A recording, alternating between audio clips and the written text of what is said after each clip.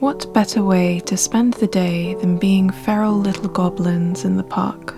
My friend made this excellent suggestion as we've both been getting into making art dolls and both didn't have space to host each other for a creative meetup, so we picked my favourite park. I don't know what we're laughing at here, but I like to think I said something funny.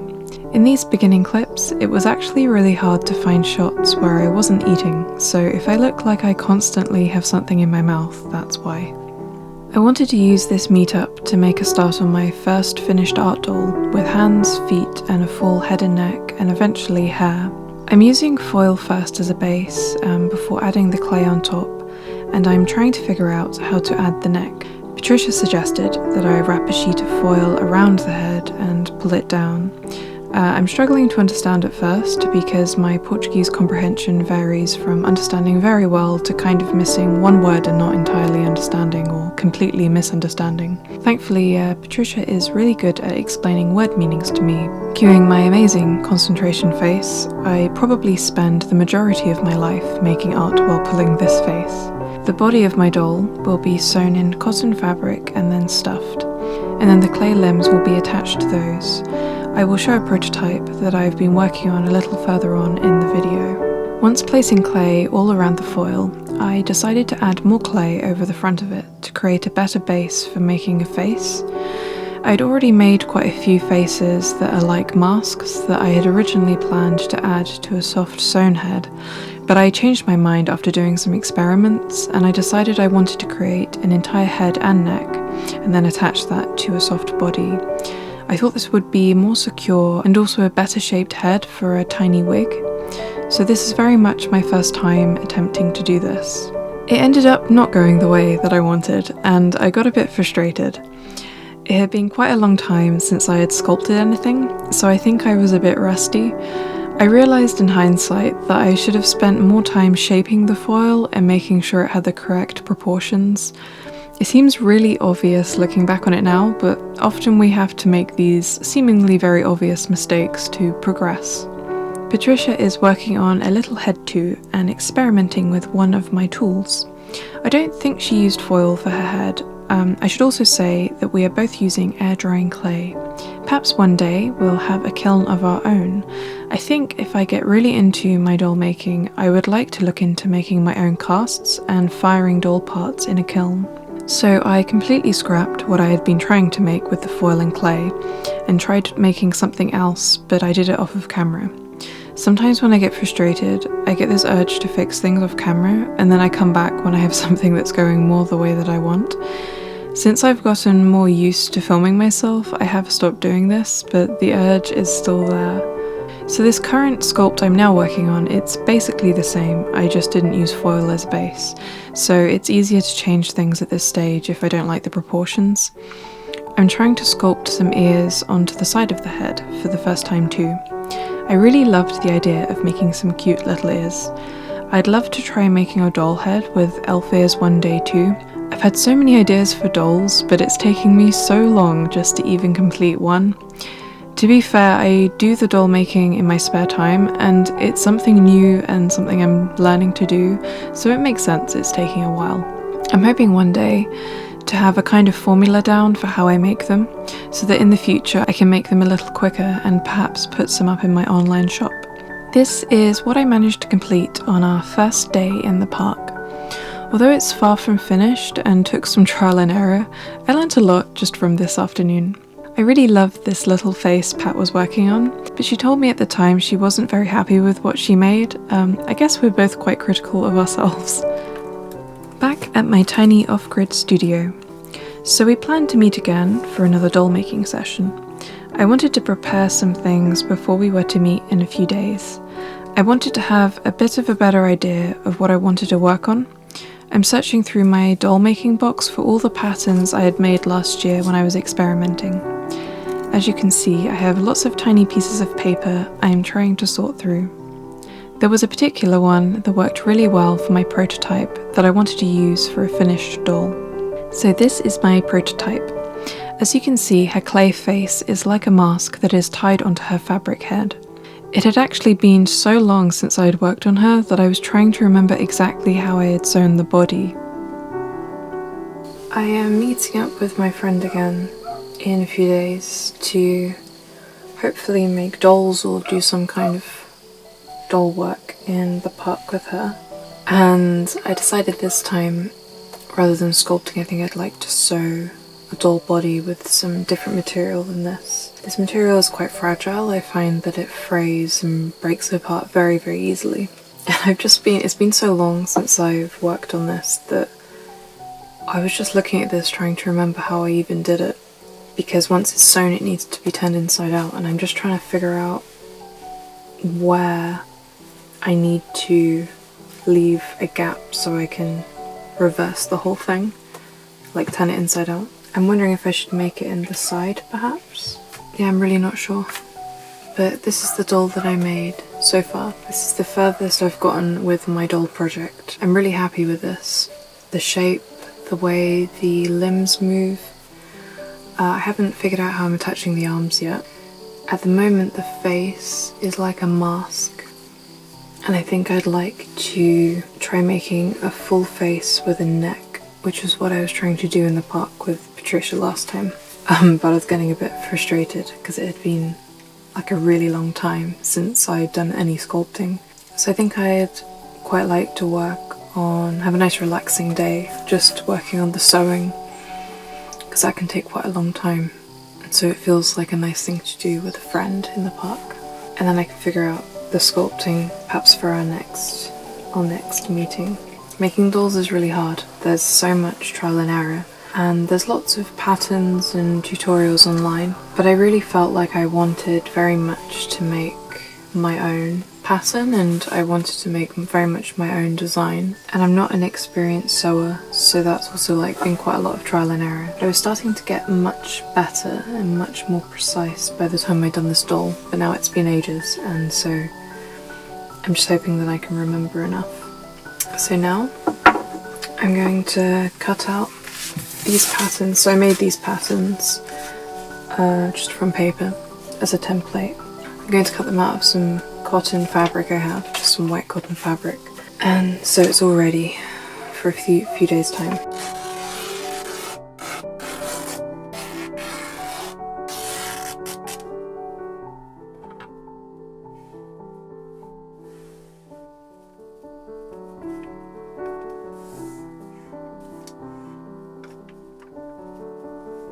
Just a note here to say I'm using a pen to outline where I want to sew, and I will cut around it, leaving space for a seam allowance.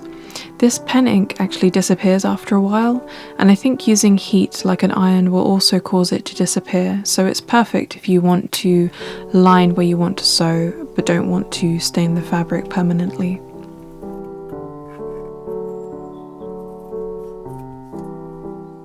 So I've finished cutting out my pattern for my main doll. This one, I think what I'm going to try is not cutting or sewing into this crotch area and flipping it inside out and then sewing the legs somehow. I think I'm all set for my day sewing in the park. Hopefully I haven't forgotten anything, but it's going to take quite a long time to sew just the body anyway, so. Today, instead of goblins, we are Victorian ghost children sewing dolls so that we can play together in the attic. This particular day was aptly very gloomy and chilly, and as the day wore on we became surrounded by fog and clouds, but it also meant that there were less people around to disturb our hauntings. This park is full of cats. They love to hang around the picnic area waiting for leftovers and treats. They can often be found climbing in and out of the bins and scaling trees. So my task today is a lot easier. I'm going to be sewing this doll body and maybe stuffing it if I manage to make good progress. Patricia is working on something a little more ambitious. She wanted to make a tiny little doll that would fit in a pocket and is experimenting with wire for the arms. This might be another thing that might seem really obvious, but if you're hand sewing something, the neater and more precise you make the line, the better it will look once turned around and then stuffed. It seems so obvious, but I really underestimated how much difference it makes to the finish of the piece. That's why I wanted to use the pen to mark the sew line.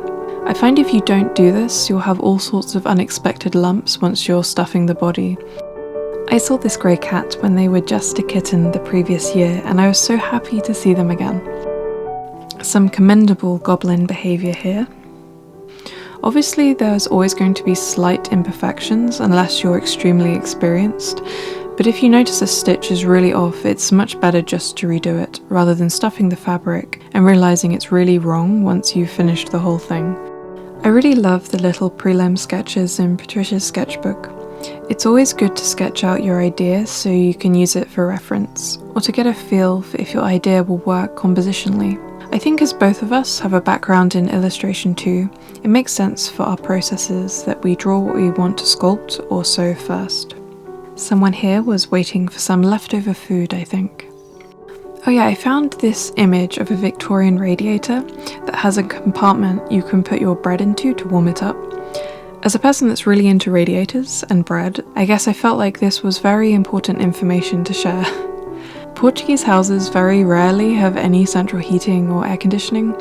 I've never been in a house here that has those, and although I live off-grid so I wouldn't have a radiator anyway, I really miss them. Portuguese houses are ridiculously cold in winter. Although the winters here are quite mild, it's usually warmer outside than it is inside, and it's a small kind of culture shock I experienced when I moved here. Every year, I cannot believe how cold the houses are. They also don't have any insulation, and the floors, if not wooden, are often tiled, so that just makes them feel even colder. Anyway, back to what I'm doing. I have finished sewing the doll body, and have left the inside legs open so I could turn the whole body inside out.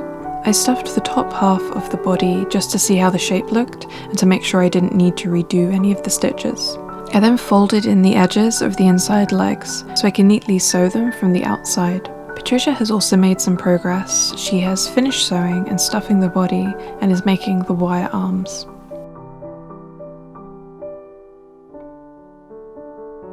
As you can see, I've secured the edge of the legs with the pins, and instead of doing a straight stitch, I'm doing a stitch that wraps around the edge of the fabric. I looked it up and I think it's called a hemming stitch, which makes sense because I chose this in order to avoid any fraying and to make sure the edge is really secure and neat.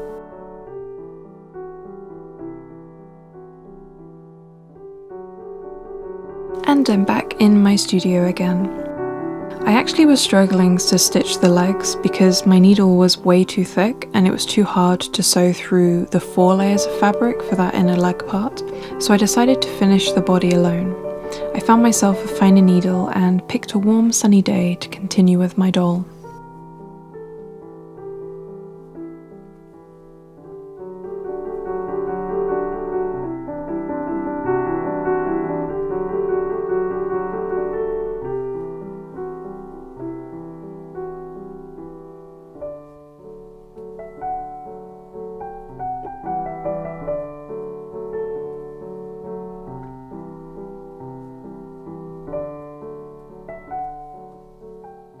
I'm comparing my prototype doll to this current one I'm working on, just to remind myself of how I stuffed the legs and hips. I used some separation in the stuffing and some stitches to create flexibility in the limbs. I'm just seeing how the legs look stuffed before deciding where to put my stitches. I also use a pair of tweezers to insert the stuffing. I find this so much easier than using my hands. Unfortunately, I am a person that likes to make small dainty things, but I actually have pretty large hands, so I find using tools really helps. I then draw a guide for where I want the hip crease to be. I will sew these in and separate the stuffing a bit so that the doll will be able to sit with their legs dangling down. One of the things I knew for certain was that I wanted to make dolls that would comfortably sit on a bookshelf and be somewhat posable. I start stitching the hip crease and playing around with the stuffing to see what works best. I want to make sure the legs both maintain the shape and are still able to move easily. I can't continue with the doll body until I have the finished clay legs, arms and head, so those will be for a future video where you can watch this doll slowly come to life over time. I did actually finish a plush art doll that has a face and an entirely soft body. The only part that's clay is the face, and I have a full video of that on my channel if you want to watch the entire process.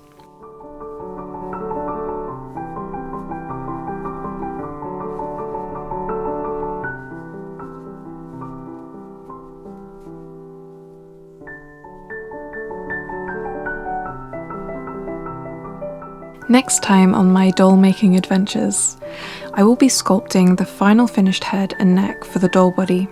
It will be shown from start to finish, and I can say with certainty that this attempt was a success. So if you want to see me complete that, please subscribe so you don't miss out on my creative experiments. I'm Emily, and I'm a dip pen and ink artist and also a doll maker now. I'm sharing all my art projects with you on here, and we will be seeing this doll take shape over the months all the way to completion. If you enjoy these videos, I have a plush doll with a sculpted face that I finished, and you can watch that whole video on my channel, as well as my drawing videos. Thank you so much for watching. Take care.